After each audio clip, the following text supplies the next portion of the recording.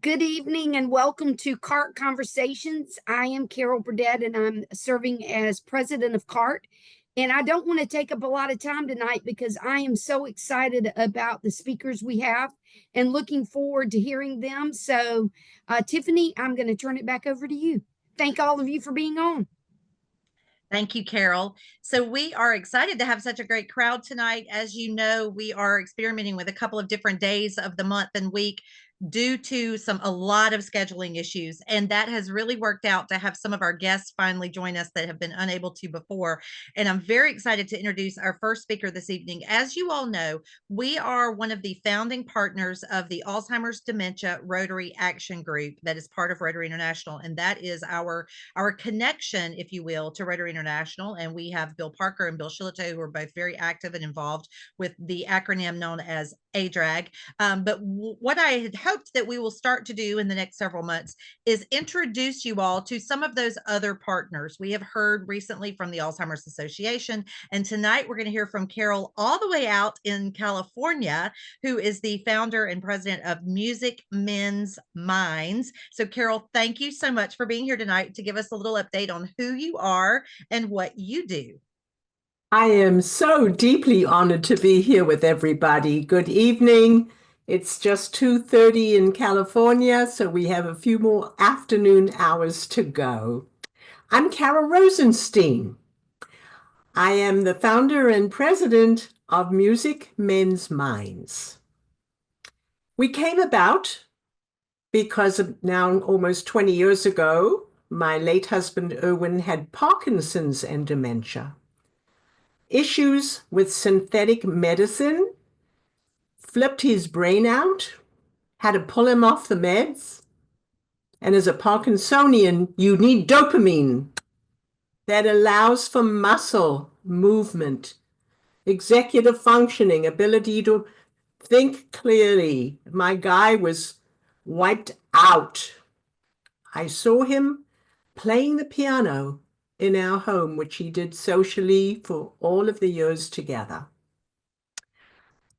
I suddenly stopped and I said, this is crazy. Did I give my husband a pill? No, I didn't. I obeyed doctor's orders. But he continued to play, and the way he started was draped over the keys like a wet noodle, hunting, pecking for chords, eyes looking at music, ears hearing harmonics, feet on the pedals, and suddenly this wilted flower or wet noodle sat up, started to re-engage in our environment. And I said, what's going on? I'm dating myself with an old phone receiver. Dr. Jeff Bronstein, president and he runs the movement disorder clinic at UCLA, said, but Carol, you're watching the power of music, changing brain chemistry. What? My background is in mind-body medicine all my life. I never saw anything like this as magical as it was occurring in front of my eyes. So I said to Dr. Bronstein, music, what's happening? He said it changes brain chemistry. You have pharmacists in your brain that activate in the moment of music making. And the pharmacists jump to attention. They run to all of their medications. They open up spigots and they push happy chemicals into the bloodstream. Nothing to take by mouth. Just engage the brain doing something complex. And happiness is the result. Well, being a fix-it girl for so many years, I said, does that mean we can find some like-minded souls and jam and get happy? And he said, do it. Music Men's Minds was born. The Fifth Dementia Band was born. All from 30 strangers coming to a location in a music studio in a private school locally, when a stranger walked into the group of 30 and found his way to the Steinway piano. Another one followed to the drum kit next to the piano. My guy went to the inventory of instruments available to kids to choose a different instrument every day to try, and he grabbed his saxophone, which he played at Penn during his college years. And Sam pulled back his blazer pocket, pulled out a harmonica, and in 15 minutes, the magic was born. And these 4 souls, some of them were aphasic. Sam didn't even speak anymore. They became brothers, joined at the hip, all because of music. Not only did they get happy, but we were hysterical. We were delighted. We couldn't believe that these kids had found a sandpit as 70 and 80-year-olds to have a good time. So PBS found us and they said, we heard about the Fifth Dementia Band. Can we film you? They did. They put us out on the PBS News Hour with Nora O'Donnell at 7:00 p.m. And I got 150 calls from around the country. We just saw you on the news. Can we come? Where can we find music? I said, we were just born. Give us some time. And we started to grow. Today, under the banner and angel wings of Rotary International, and now through the gate using ADRAG, Bill Shillitoe, Dave Clifton, we met in 2015. Bill, were you there? I'm not sure if you were in Atlanta for the conference. My very first conference, 43,000 Rotarians, all in love with life and service. We were there. We met ADRAG, and we've had a love affair that continues to grow to this day. Bill? Yes, love affair. And ADRAG is now asking us to step up and be a closer action partner as they help us to continue to build us globally. We put out music groups into Rotary clubs throughout the world. We give you the ABC to get started. Each group is unique because you don't know who's going to show up to these in-person music groups in your neighborhoods.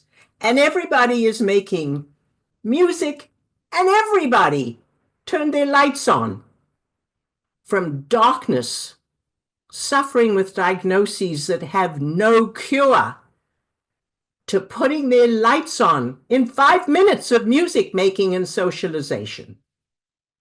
So that's who Music Mends Minds is. And I am one proud mama, because to think that a crazy idea was to start a band. And now we've got legs to over 200 countries with the help of Rotary International and specifically with ADRAG. I'm honored to be here. I'm proud as punch. I'm as happy as Larry. And that's my story. So if you want to know more about Music Mends Minds, go online, check us out, call us, email us. We'll show up on email and we'll put your club to work so that you can be partners in this amazing journey of bringing hope to millions that are in the darkness while we are waiting for the cure. So I am at your service, and thank you for being providers of service as well. Here's to Rotary International. Wonderful, Carol. Thank you so much. How exciting and how proud we are to be one of the partners with Carol and her group. I believe there are 6 or 7 of us now, and to know that we are a part of that is really important. Bill Shillitoe, did you want to add something? add anything more to that beautiful statement. So drive on. Thank you. Does anyone have a question for Carol? We have her for a few more minutes, so now is the time if you would like to ask a question. Bill Parker. Carol, it's always a delight to see you and welcome. We are really pleased that you had an opportunity to meet our CART folks.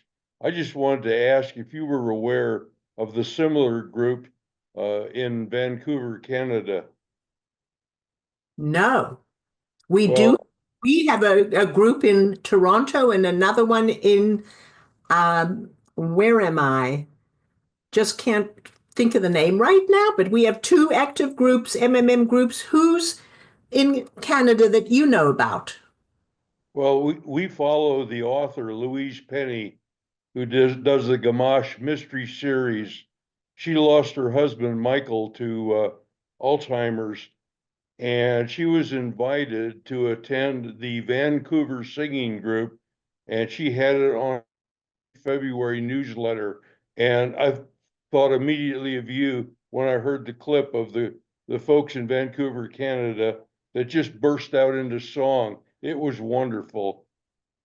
And believe it or not, her first name is Louise, right? Louise Penny? Louise Penny. She's Yes. a Canadian author, and I believe it was her February newsletter talks about the Vancouver group. And believe it or not, the world is small, Bill, because Louise Penny had a book signing of one of her new books that was just published. This was a couple, 3, 4 years ago. And she gifted proceeds from the book signing to Music Men's Minds.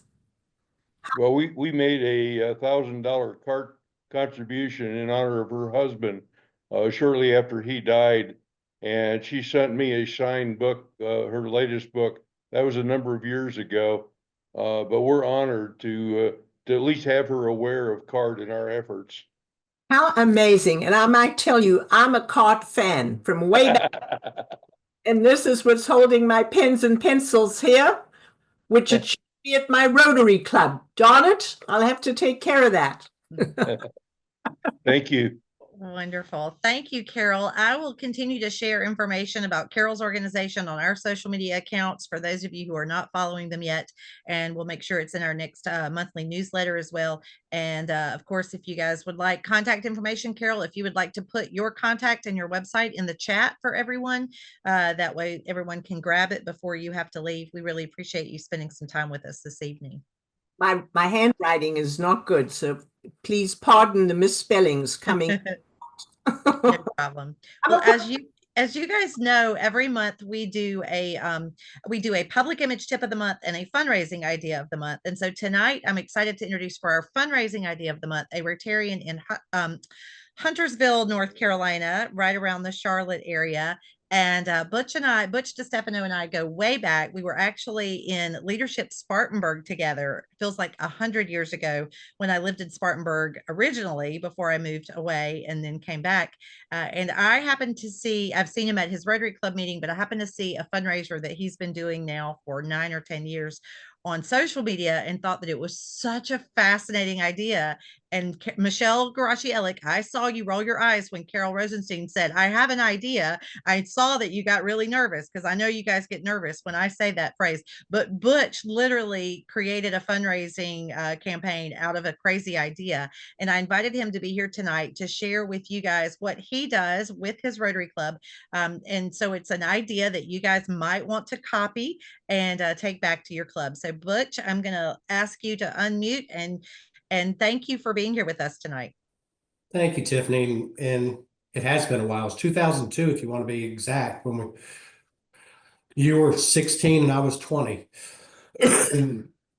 So, welcome.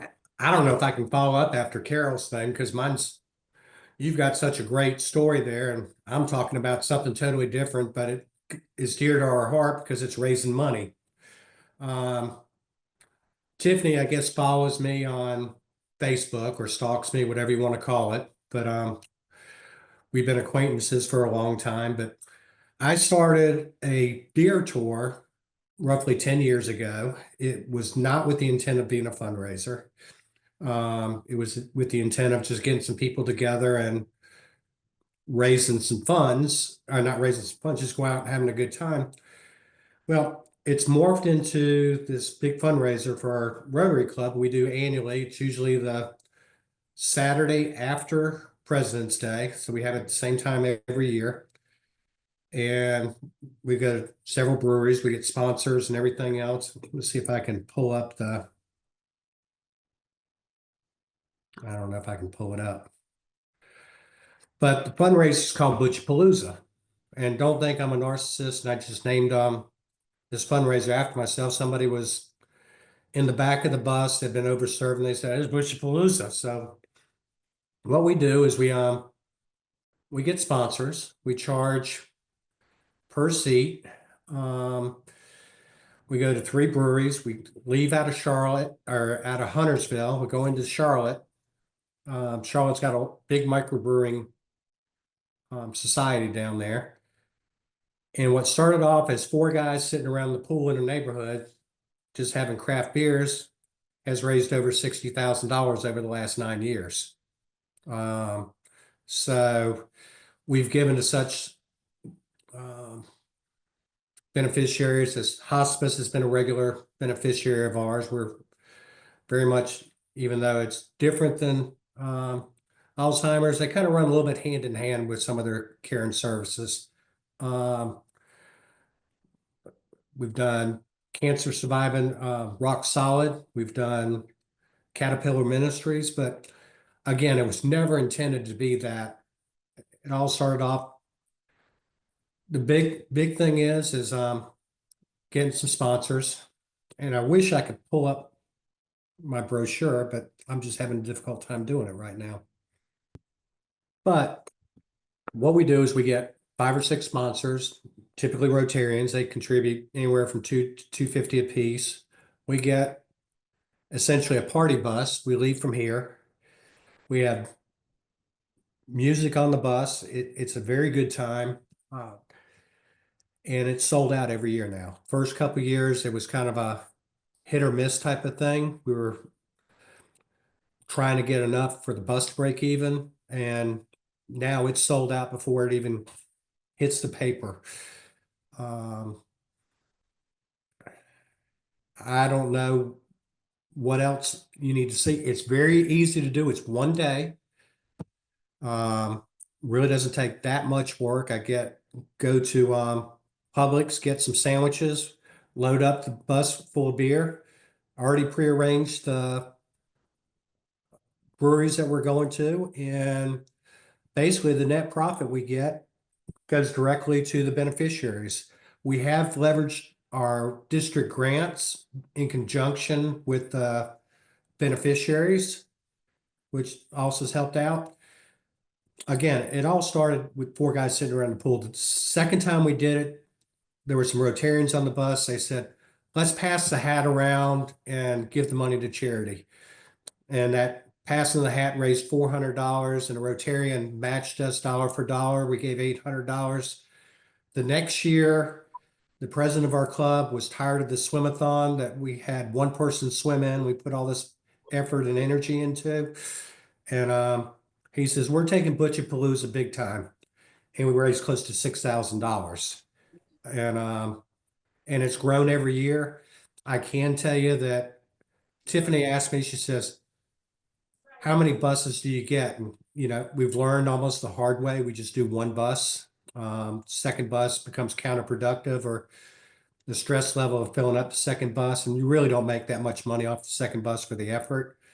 And the first $800 went to St. Mark's, and again, $60,000 later, here we are. So it's a very simple thing. If you need my information, I'll be glad to send it to you. And our Rotary Club loves it. I mean, it sells out as quick as we put it out there. And Tiffany, thank you for allowing me to speak. I couldn't follow up what Carol said because She's talking about reproducing brain cells. We're talking about killing them. How ironic, we have those two tonight. So really Yeah. quickly, you have you said you get some sponsors, so that's some underwriting costs, but and then you also charge people to participate. We do. We charge $100 a head. Okay. The buses, depending on the bus, will a full bus, and again, these are typically old school buses um, that we really can't do any damage to, and it will seat 40. They typically seat 44. We need 2 rows for the coolers, the food, and everything else. The sandwiches run about $7 a piece. The beer on the bus, I don't know, $150. And you will notice as you go to the breweries, I give them my credit card and we settle up at the end of the night with a tip, gratuity, and everything else. I try to talk the breweries into discounting their charges. ALE laws in North Carolina kind of prohibit that, but we have worked around some of that, whereas they will charge me for a short pour instead of a full pint. And we get around that. Uh, Typically off the thing, we net about $4,600 off that, and then the rest of it comes from Rotary grants um, to make up the difference. That's about your break where you're going to cap out at. You said you do it on a Saturday, so how many breweries do you hit? We hit 3 breweries. Okay. We usually leave the Huntersville area at 4:30. We get back promptly at 9:30. We've learned over the years we shorten it an hour. That makes it a lot. It makes it not as dangerous for people later on because our club does like to participate well. And but no, they it's turned out it's just become a great event for us every year, and it's very very simple to do. And I did, Greg, I think you may have a question. You're welcome to unmute. I'll just say to Butch that Butch did say to me that it started out with like a 16 passenger van. It did not, the first year was not a 40-person bus, but I think after he had 18 people crammed into the 16 passenger van, he realized that wasn't the best idea. No, but you have to break even with the bus. There's the key. You've got fixed costs, which is going to be the bus is going to be the fixed cost. If you've got a local bus provider that runs these things inexpensively, they actually love having adults on these buses versus the high school kids. Um, we've got bus drivers that have been driving us for 5 or 6 years. Make sure you have somebody in charge of the music that's playing fun music, everybody's singing, laughing, dancing in the aisles. We just have a great time. And then after the tour's over, we pass the hat again at the end of the thing, and we'll raise another several $100s with just the patrons on the bus. So it's really turned out to be a good production for us. Greg, you had a Yeah, question? I was gonna ask about how much the tickets were, and you asked that right off the bat. So then I wrote down We a few notes. we started off at 65, and then truth be known, you're probably going to only net between $40 and $45 off the charge of the bus, off the charge of the tickets. That's probably about where you're going to break even. So $100 we felt like was just kind of a good Mendoza line. People actually think it's a pretty good deal for the money because if you go to a brewery, it's going to cost you $8 to $10 a beer. We give them 1 pint per brewery. We give them a sandwich and chips on the bus, and we have beer and soft drinks and water on the bus also. So we're giving them transportation to and from. So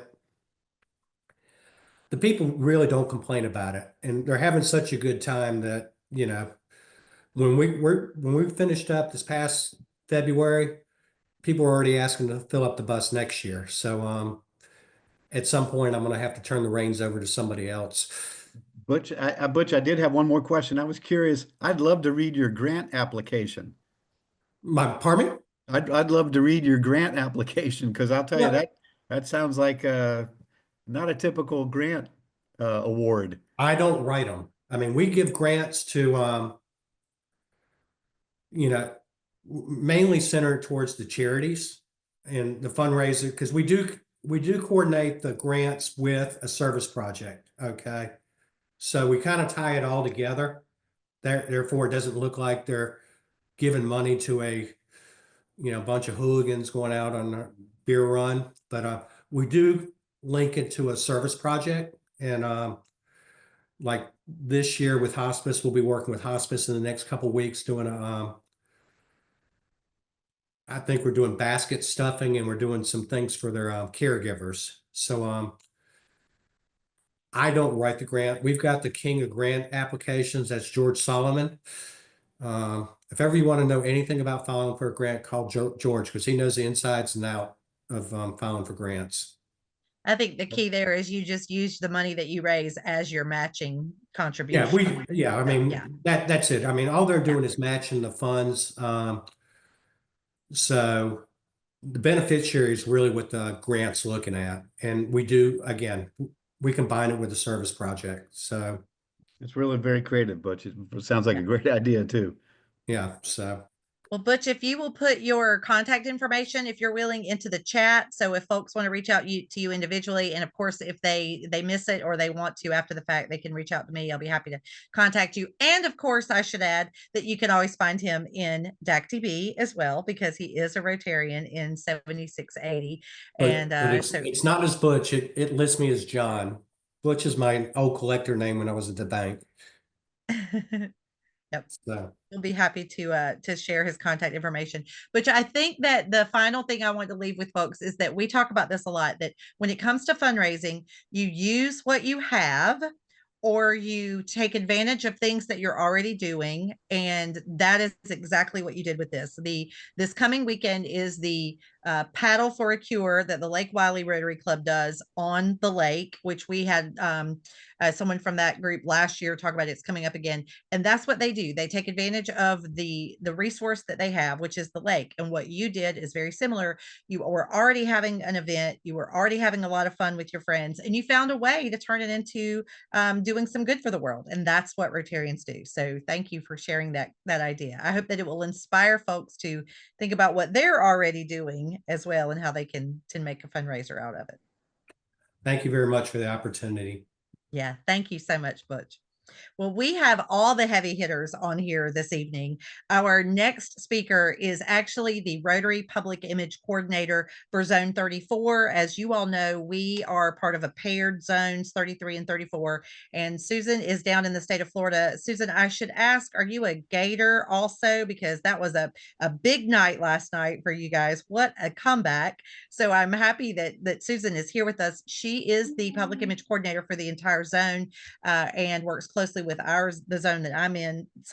We're all in the two zones here. So, but I have had the chance to work with Susan on a lot of occasions. I've spoken at her club before on one of my tours in Florida, but she is a wealth of knowledge when it comes to public image.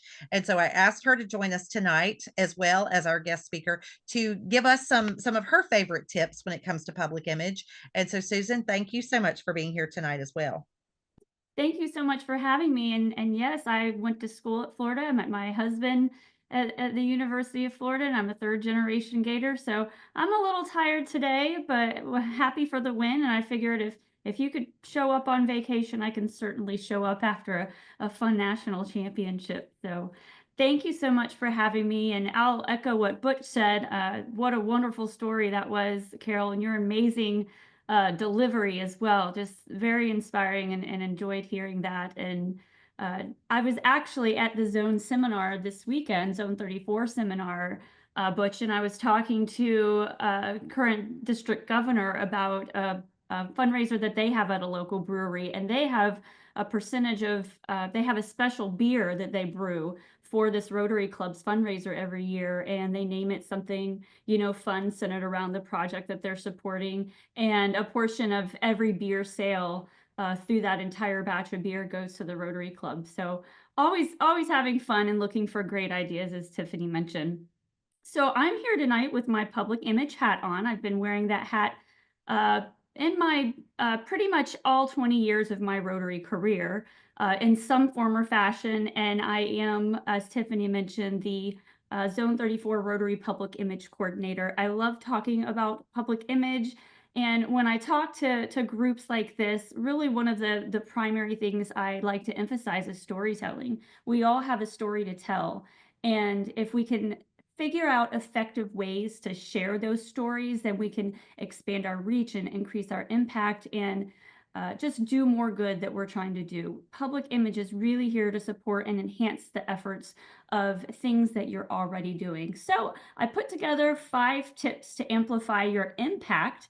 And I kind of kept this presentation general, but if there's anything you want me to come back and talk about in the future and get more specific, I am more than happy to do so.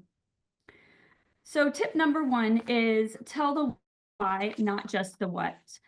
People connect with stories, as we heard Carol mention earlier, and you've heard stories about many Rotary projects, but it's the why, it's the reason that we're so passionate about our causes is because of that end user. It's because of the recipients of our funds and these projects that we support. So instead of saying, for example, we raised $200 for CART, you can say we collected $200 in spare change to support breakthroughs in Alzheimer's research, because the cure starts with the coins.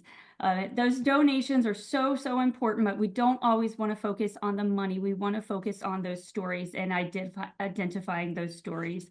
And when you're sharing your stories, just remember that photos and videos are really important. If we could have Carol tell a 1-minute story about her organization and share it on social media, that's a lot more impactful than just typing out a bunch of text to explain the organization on our Facebook page. So just remember that you're telling the why, not just the what. Do it with emotion and show that passion that we all have for our projects. Capture the moment and share it. So capture the moment really just means those photos and videos are so important. The more stories you can share, the better. The more passion you can put behind your projects, the better. And when you're sharing your stories, especially on social media, you have a lot of opportunities to include other parties. So if a club's hosting their event, I saw the paddling fundraiser on your Facebook page this morning when I was scrolling through it. That's a great opportunity to tag the club like you did in the post. And you can, I think Tiffany might have done that. I'm not sure, but if you don't know what I'm talking about, you can go to the CART Facebook page, and the club that's hosting the event is underlined and highlighted in blue because they were tagged. And so that helps you organically grow your reach. So as you're taking photos and taking videos, just make sure that you are capitalizing on some of that free publicity on our social media channels by using hashtags and tagging the other clubs and organizations and individuals that are participating in whatever the project might be. So my third public image tip is to celebrate success. Every step matters, so celebrate it at every level. It encouraged the clubs to do the same. So if clubs have fundraisers for supporting CART and raising money for CART, make sure that they're celebrating those successes. And again, not just showing a picture of a check, but really talking about what that check is going towards. I personally am not a fan of standing up and taking a picture of a check. It's just not inspiring. Rotarians, have you ever heard that Rotarians are people of action? It's this awesome campaign that Rotary International launched quite a few years ago. And that's what we are. And showing a picture of a check doesn't really necessarily translate into a message showing that we're people of action. So just think about that when you're sharing your success stories. So show the real research being funded, and ask clubs and districts for their stories. If you know they're having a fundraiser coming up, follow up with those clubs afterwards. And if you're part of that fundraiser, make sure you're getting your content to the right person so that they can share it in your newsletters and on your websites and on your social media channels as well. And let others feel empowered to share those stories and be a part of the amazing cause that you're supporting. Tip number 4, of course, I had to throw something about branding in there. As a Rotary Public Image Coordinator, I'm really like to empower all Rotarians to be their own brand champions by being familiar with what Rotary's brand is. And it's not just colors or a logo or the typography or the messaging. The brand is our history. We're a very old and respected organization.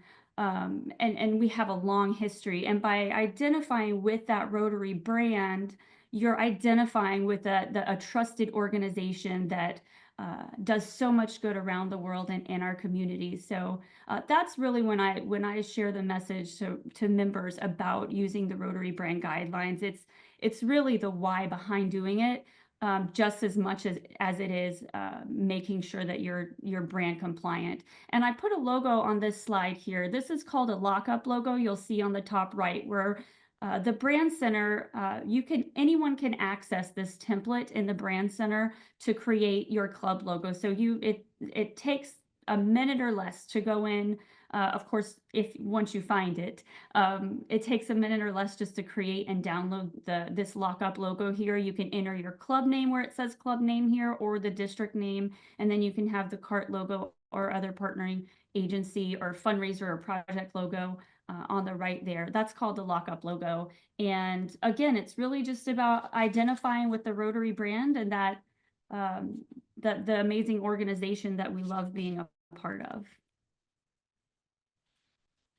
And tip number 5 is just remember to have a call to action. Ask people, invite people to participate, not just raise awareness, but we want our funds. We want people to participate in some sort of action, whether it's tell us your story, or share some photos, or register now, or donate today. Make sure you have a very clear, concise call to action at the end of all of your communications and your storytelling, so people know what to do next. If it's a fundraiser, a link to register, inviting them to register. If it's an event to attend, again, just register or donate here and have that call to action at the end. And consider how you can, in these call to actions, how you can engage in two-way communication. So often when we tell our stories, it's a one-way communication, and on social media, you have a really great opportunity to engage in two-way communication and sort of get the stories going, get the conversation flowing simply by asking a question or doing a poll. Did you know this new something new with regards to Alzheimer's research and finding a cure? Share information and ask others to engage in that storytelling as well. And that's our public image snippet for tonight. So I gave you 5 tips on public image. This is my contact information. If you have questions on anything that I talked about tonight, please get in touch with me by email or phone. And Tiffany also has my contact information as well if you need it after the meeting. And Elevate Rotary Zones 3334.org is a website that, as Tiffany mentioned, our paired zone is 33. So the Rotary Public Image teams in both of these zones have collected a lot of resources in one central location that are posted on our website there. So if you are having trouble finding anything or just want to learn more, we have a lot of information on that website. We have archived webinars on many different public image topics. I know Tiffany talked to you a little bit about AI. We have a webinar that we just hosted on AI this past month, and we have another one we hosted last year that was just very basic, how to use AI tools in your Rotary Club, but also in your business or in your daily lives. So, but there's other topics on webinars as well that are recorded there. So I encourage you to check those out. So how'd I do, Tiffany? Good on time? Awesome. Thank you so much. I'm going to see if anyone has any questions. I do want to mention one thing just to clarify. Susan showed you how to use that lockup, and to be perfectly clear, you can use that lockup if you use your club name or your district name, but not just Rotary by itself, because we are a separate 501c3 organization. We are not a Rotary International partner. We are part of ADRAG, as you heard earlier. So you are welcome to use the CART logo alongside your club club logo or your district logo, but please do not put it next to the Rotary logo like you see in the back of Susan's screen. That Rotary logo should not be alone with the CART logo because we are a separate nonprofit. So just wanted to make sure everybody picked up. She showed you how to use them together because you guys asked, and that's how you do it. You can show that we are a partner of Rotary clubs and Rotary districts. And if you ever have a question, you know, if you're doing an event flyer, for example, or a graphic for social media, and you're not really sure if it follows the brand guidelines, that website also has a brand design template review where you can upload your artwork. You can also send your flyers directly to me, and I'd be happy to take a look at it and offer any suggestions I might have. We're not the Rotary Police. That's a misnomer out there, but we are brand coaches. Susan, can I pop in? Tiffany, Yes, ma'am. congratulations, Susan. Excellent information. Thank you for that. Yes. And please, my strong hand is public speaking. My weak hand is technology. Tiffany, please give my address to everybody. Oh, yes, ma'am. Okay, I will take care of that. Yes, ma'am. Yeah, thank you. Okay, I will do that. Yes, ma'am. Hugs, everybody. I'm off. Okay, thank you. All right. Any other questions for Susan? That was so wonderful. Thank you. And you guys, we did do the AI ChatGPT thing last month, and we did mention, even Kevin Kendrick and I talked about it with this group, that the one that the zone had done was very intensive, very good, and that Susan mentioned it. I encourage you. I'm never available on the night of their meetings, but I always go back and watch the YouTube videos afterwards because I always learn something. And the one on Canva recently was excellent, especially doing videos in Canva, which I've not gotten the nerve to try yet because I have my way of doing them. But that and the AI both have been excellent. So I encourage you, if you're not watching their videos, to go look through that list and find all the different topics and see what is of interest to you. Any questions for Susan? Well, thank you all again for having me. Thank you for being here. Susan and I talked about having her back again in about 5 or 6 months to do a follow-up on a different topic. We always appreciate having guests. And Susan, you're welcome to join us anytime. Thank you. Thank you. All right, so guys, I have a couple of last-minute announcements for you all before we wrap up for the evening. Just want to make sure that everyone remembers that our next edition of Lunch a la Carte, the Lunch and Learn via Zoom, is next Wednesday, April the 16th. Carol Burdett and I will be in Evanston at the Council on Legislation. Well, we'll be in Chicago, actually. So we will not be there for that, but I hope that you all, if you have not registered yet, that you will do that. And then you'll get the email reminder the morning of. But you can always find that link, as always, on the DAC-DB calendar by selecting multi-district events or on the CART Fund calendar on our website. So I want to make sure you have that date coming up, which is April 16th. And there is another one already scheduled for May. There will not be one in June due to our annual meeting. And then there is also one scheduled so far for August and September. And all of those dates are on our website and in the DAC-DB calendar. The next edition of this meeting, CART Conversations, I apologize, we're probably going to have to change it as well. There are a lot of other outside activities going on that many of us need to attend. But it does appear that this Tuesday night is getting much better attendance than we were on Thursday. So we're going to have that discussion as well, starting in July in the new Rotary year, because there will not be one in June. So we may have one more in May that we have to move, and then we'll look and let you know as soon as possible what the recurring date will be for the next fiscal year. Also wanted to remind you that the annual meeting dates, we have released that information. That is Thursday, June the 12th and Friday, June the 13th. And that is, again, in Charlotte, North Carolina. We are so excited that this is the 30th anniversary of the CART Fund. And in such, we are having a huge celebration in a lot of ways. Carol Burdett, as our president, is planning an incredible annual meeting that will be unlike any you have ever seen before. And it will start on Thursday evening at 5:30 with a reception in honor of the 30th anniversary. of the event. We have several sponsors that are kicking in to support this so that there is no charge for you to attend that event, and so that our Friday event can be at no additional charge over and above the cost of your lunch. So if you of your business or your Rotary Club or your district is interested in being a sponsor, please let me know. I'm happy to share that information with you. But Carol is kicking in, and she is going to be sponsoring a champagne toast in honor of the 30th anniversary, and that will happen on Thursday night at the reception. That reception will be from 5:30 to 6:30 on Thursday evening, June the 12th, and then the annual meeting will be all day on Friday, June the 13th. Both events will be held at the Hilton Charlotte Airport Hotel. We have signed the contract. We have nailed down the menus. Everything is in place. The last piece of our puzzle was the selection of our grant recipients for this year. And Carol and I and Dr. Gary Goforth, our Vice President of Grants, have met with the chair of the review panel, and we have their recommendations for 6 recipients for this year.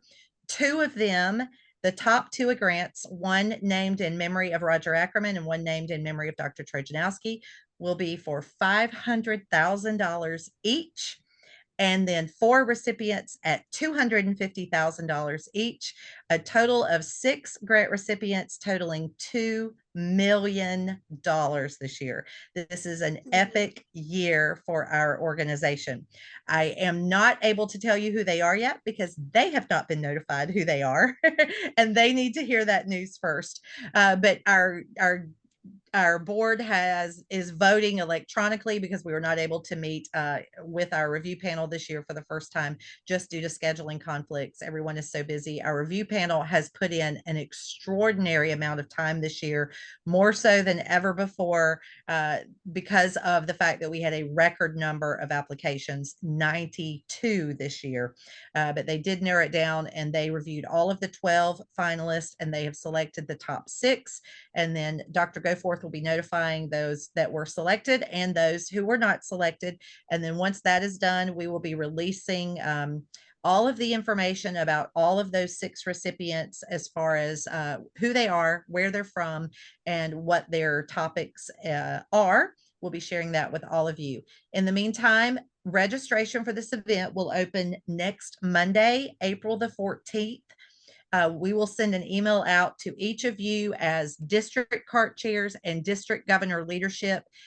First, you will get the email, and then it will, and also people who are on this call that are part of our monthly conversations call.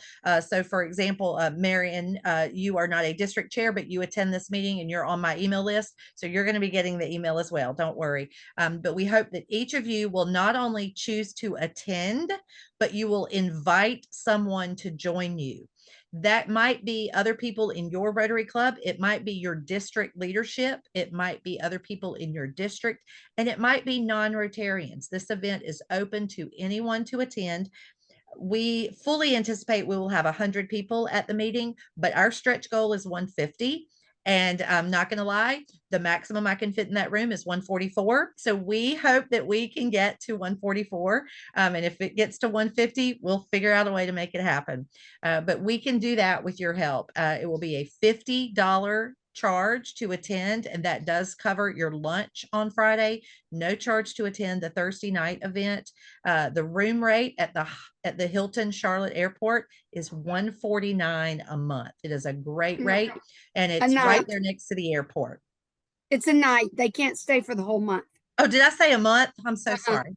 Yeah. Yes, that's correct. It's $149 a night. I'm so sorry. Yes, that is correct.